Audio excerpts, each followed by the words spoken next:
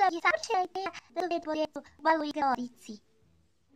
Da, to i ja isto kaže Mara. Naša djeca obožavaju da se igraju u igronici. Naravno, pa sva djeca to vole. Dobrodošli na Anin kanal. Uživajte!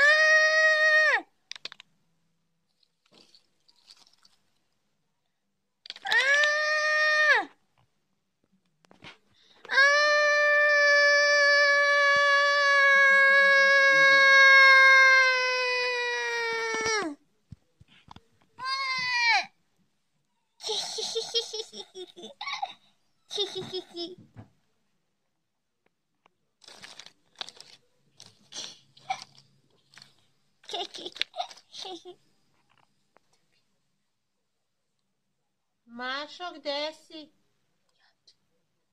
Mašo, gde si?